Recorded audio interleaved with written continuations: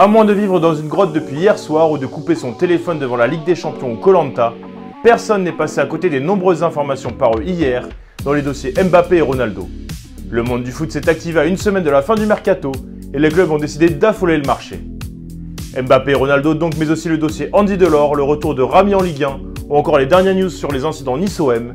On va tout vous résumer dans le journal Made in Foot du jour.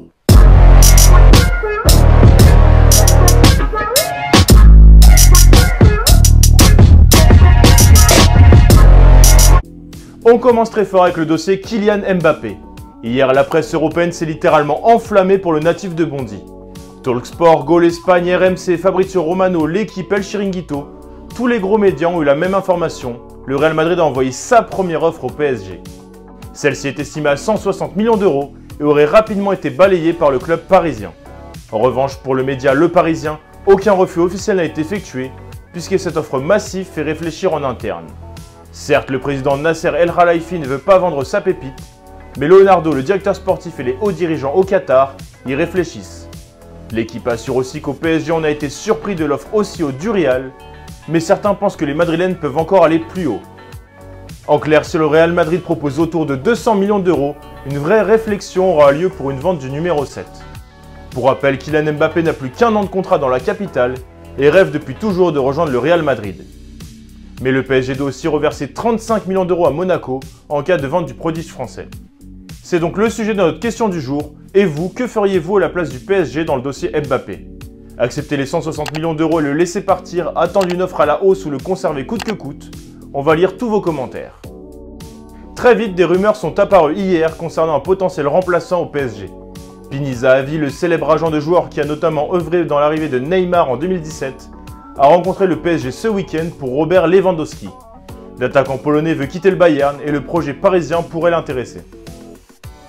Et si Cristiano Ronaldo faisait son retour dans la ville de Manchester, mais pour jouer avec Manchester City? Si l'info peut faire rire notamment concernant son attache à United où il a joué de 2003 à 2009, Ronaldo souhaiterait bel et bien rejoindre le rival selon les informations de l'équipe aujourd'hui. Le joueur de 36 ans arrive au bout de son histoire avec la Juventus Turin et aurait sondé plusieurs joueurs du vestiaire de Manchester City. Très optimiste, CR7 espère même que le deal sera bouclé d'ici la fin de semaine, alors que de nombreuses interrogations sont encore présentes. Va-t-il coller au système de Guardiola? Les dirigeants sont-ils vraiment intéressés alors qu'ils essaient de faire Harry Kane? Quoi qu'il en soit, l'équipe assure aussi que le clan Jorge Mendes est plutôt optimiste pour le sortir de la Juve d'ici la fin du mercato mardi prochain. Du côté de l'Olympique de Marseille, on pourrait se venger de l'OGC Nice sur le marché des transferts. En effet, ces dernières heures, l'OM aurait réactivé la piste Andy Delors, pourtant annoncé tout proche du club niçois selon Nice Matin. Décrit comme un grand fan de Marseille par RMC, l'attaquant de 30 ans serait autant séduit par le projet niçois que par les avances phocéennes. Pour le moment, Delors n'aurait pas pris sa décision et l'attaque de dernière minute de l'OM pourrait donc tout faire basculer dans le dossier.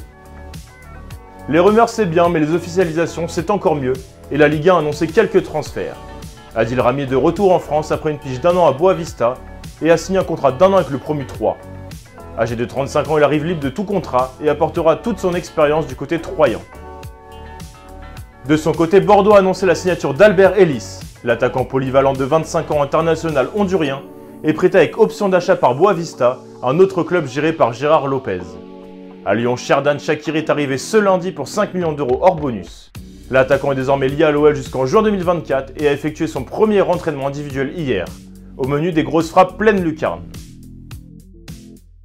Le mercredi, il n'y a pas que de la Ligue des Champions, il y a aussi la commission de discipline de la LFP. Et forcément, cette séance est très attendue en France, suite au violent débordement lors de Nice-OM dimanche. Très clairement, il ne devrait pas y avoir de grosses décisions prises aujourd'hui, même si les deux clubs sont convoqués à 18 h. Le dossier sera placé en instruction et les virages de l'Alliance Riviera fermés le temps que la Ligue tranche. A noter aussi que l'OM travaille de son côté sur des images vidéo d'après l'équipe. Depuis lundi, le club veut montrer que Christophe Galtier, l'entraîneur niçois, s'en est pris à David Friot, le directeur technique de l'OM. À la fin des échauffourées sur le terrain, le technicien aurait giflé le Marseillais et des images diffusées sur Twitter hier montrent bien un mouvement violent de Galtier. Enfin, l'AS Monaco joue sa place en Ligue des Champions ce mercredi. Après la défaite 1-0 au Stade Louis de la semaine dernière, les Monégasques devront renverser le Shakhtar Donetsk en Ukraine. En cas de qualification, l'ASM sera dans le chapeau 4 et aura forcément un groupe très difficile pour la Coupe d'Europe.